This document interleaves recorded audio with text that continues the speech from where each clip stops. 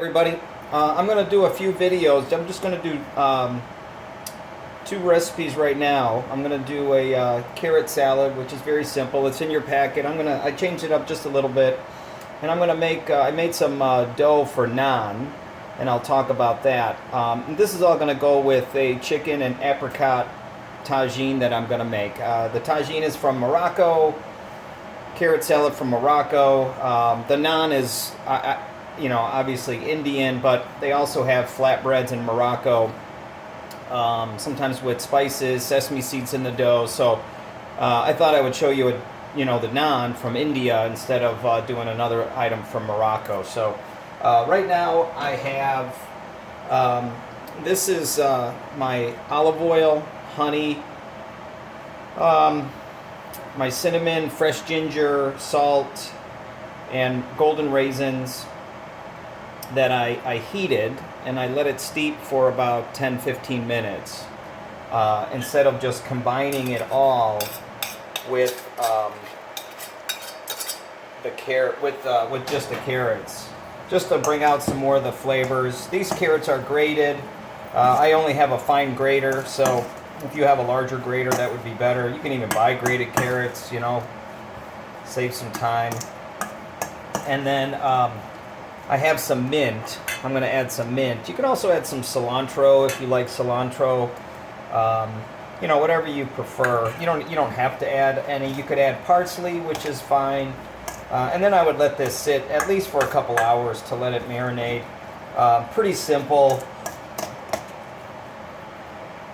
Let's taste it. That's good. And there's a lemon in here. So I'm just going to let that chill, and then I would serve with the tagine. Okay, so the naan, I made some dough, and I have updated a couple recipes, the carrot salad and the naan, and I'll upload those. Basically, it's a soft dough. The consistency should be like a soft roll. Shouldn't be too soft, shouldn't be too firm. So you can see this has been, I rounded it, let it rest for about 20-25 minutes. So now it's ready to roll out. But it's almost like a soft dough, maybe just a hair firmer, but you don't want it too soft. It really depends on the yogurt and your eggs. It calls for 2 large eggs. Not every egg is the same, not every yogurt. I used Greek yogurt. I didn't drain it. But you know how to make a dough. This is a straight dough method. There's yogurt in here, eggs, milk, which I warmed to 100 degrees. I want it warm because it's going in cold yogurt and eggs. I don't want the dough to be too cold. So with the dough, you don't need a lot of flour. And I'm just going to roll this out into an oval. Now, traditionally, naan is kind of a rectangle or a teardrop shape, okay? So we want this to be about a little thinner than 1/4 of an inch, and then I'm just going to give it a stretch. Hold on to one side, give it a stretch, just to give it that more of a teardrop shape. You don't have to, you can do it round, it doesn't really matter. The reason they get that teardrop is traditionally they would stretch this over like a pillow, kind of like this, and then they would slap it in the side, and then it kind of gets pulled a little bit, so it forms that teardrop. Now what I'm doing, I rolled out some other ones already, and I let them rest covered for about 15-20 minutes to let them proof a little bit, so they'll be a little softer, a little lighter.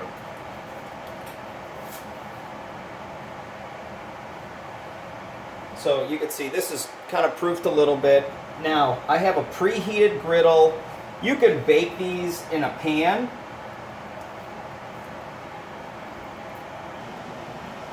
So I have a preheated griddle. You can use a saute pan. You got to control the heat, and it's like a low to medium flame. I don't want it too hot because it's not a tortilla, okay? So you don't want it too hot. Now you can also just bake this on a preheated back of a sheet pan in an oven And then, you know, when it comes out, you can brush it with some butter. It's really delicious. Olive oil is fine, but butter or ghee they would use. Traditionally, they don't have olive oil in India. I'm sure they have other oils, but not olive oil. So you can see it's starting to brown a little bit, which is what I want. I want it to bubble up a little bit. Now, if you want to give it that kind of charred flavor, you can put it on a burner when you're done and turn it just to get a little char, because traditionally with the naan, they would cook it in this oval tandoor oven where the heat source is on the bottom. Usually it's some kind of charcoal, petrified dung, wood, and it's very hot, and you get that nice, really hot char. It's like cooking a pizza on a brick in a brick oven, kind of like at school. Okay. All right. So I want this to be nice and golden. Look at that. That's looking really nice.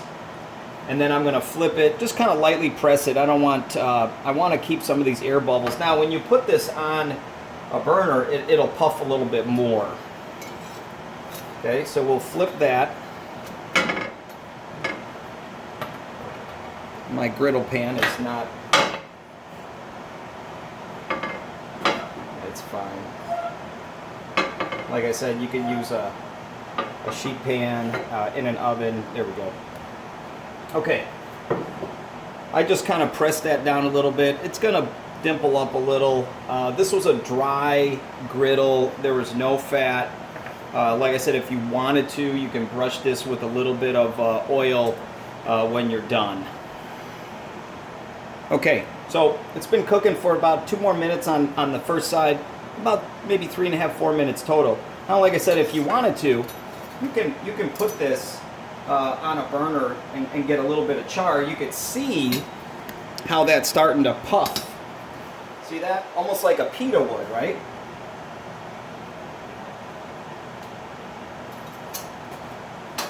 All right. Whoop, that got a little dark. That's okay.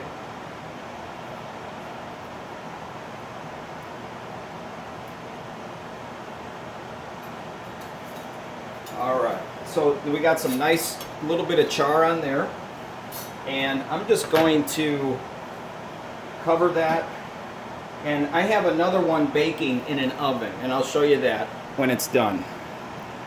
Okay, so this is my second one. I lowered the heat just a tiny bit. I'm at like a low to medium, and here's the one that I was baking in the oven, and I flipped it just on the back of a sheet pan.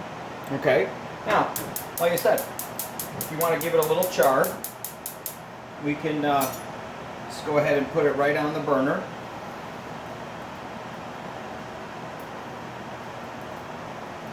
There's a little hole in there, or it would have puffed up a little bit. Okay.